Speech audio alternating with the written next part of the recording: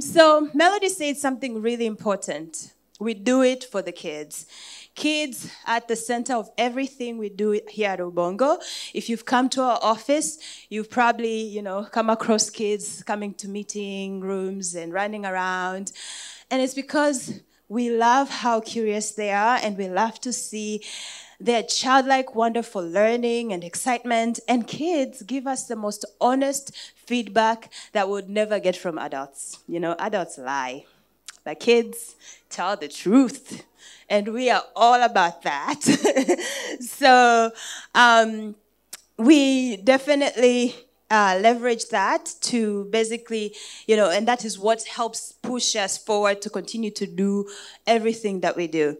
So I want to introduce you to an amazing, amazing individual. She's going to blow your mind. And I think that song we just went dance to will just be a reality for you right now.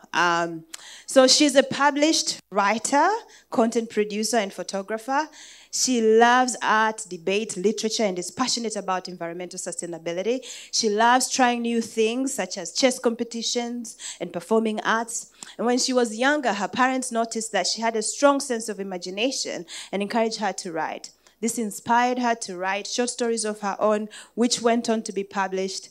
She recently participated in the Queen's Commonwealth competition and became a third runner-up out of all Commonwealth countries who participated. She has a strong sense of humor and great aspirations to make the world a better place. So please help welcome our guest of honor, Christabella Kahemele, to the stage. Yes. I can do anything, I can be anything.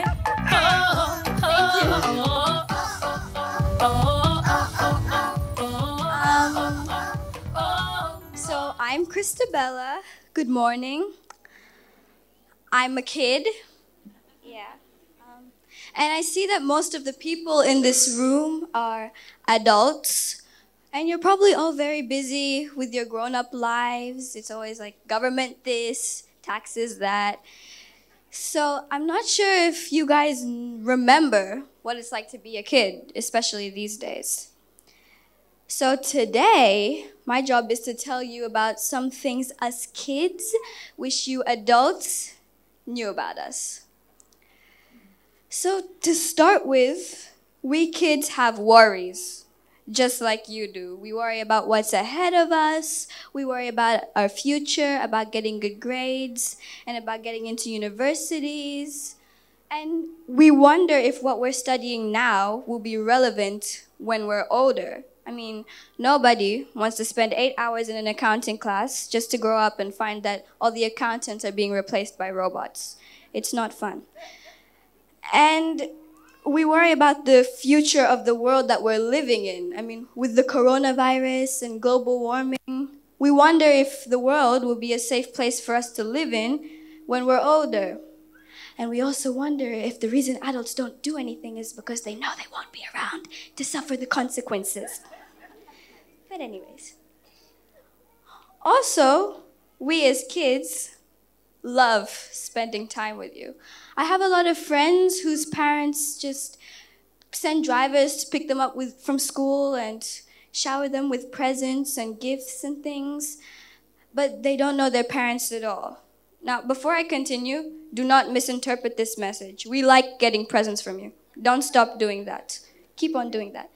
But we also like talking to you, and when we don't know you, we have no one to go to advice to when we need help. So as much as we love getting gifts from you, we love talking to you even more and spending time with you even more. Also, we want our opinions to be heard. So when we disagree with you, we're not trying to rebel or fight against you. We just want to be heard. So Dad, even though you think my socks look good when they're pulled all the way up to the knees, I strongly disagree. And that's okay. And parents, even though you walked 5 kilometers back and forth to get to school every evening when you were my age, it doesn't mean our problems are any less real or valid. We're also not naive, and we know that even teachers don't have the answers to every single question. So when we correct you, it's okay. If we never corrected each other, we would never learn. We'd still be thinking the earth was flat. There's a lot we can learn from each other. And another thing, the dreams you have for us might not be the dreams we have for ourselves. I know a lot of you guys are great lawyers and politicians and architects, but some of us are also cut out to be great musicians. The important thing is that you nurture us every step of the way and help us to become the best in whatever we're being. And a very important point, your actions affect our behavior.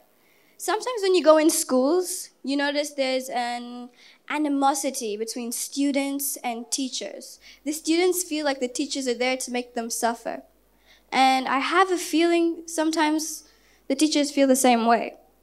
But I can assure you, most of us don't want to make your lives miserable. We reciprocate your behavior. You smile, we smile. You frown, we frown. So just keep smiling. After all, it takes 72 muscles to frown and 12 muscles to smile. And we need to develop real values and take ownership of them. For this one, I think I'll use an example. The other day, I was with my friend, and she said she would cheat in the exam. And when I told her this was the wrong thing to do, she said, I know, right? Like, what if I get caught? But that's not the point. The point is that cheating is immoral. It's not a good thing to do. When you punish us for something and we don't understand why we're being punished, we'll just go on and find sneakier ways to do the same thing next time. So instead of imposing values on us, try to instill them in us so that we can use them in the future when you're not there. And this next one is a request. Tell us why. A lot of the times adults, and particularly parents, will say, don't touch this, or don't go there. And we have no clue why at all. And believe me, because I said so isn't a real answer. We need to know why you don't want us to do things so that when we're on our own, we can continue and make the right decisions without you being there. And finally, we're kids, so let us be kids. If we're running around and making a mess, it's not because we're trying to mess things up. We're learning and we want to be curious. And as much as we love being included in your lives, please don't take your problems out on us. And with that, I ask the same way that you adults and parents have listened to me this morning, keep listening to your kids, because listening is the first step to a better relationship.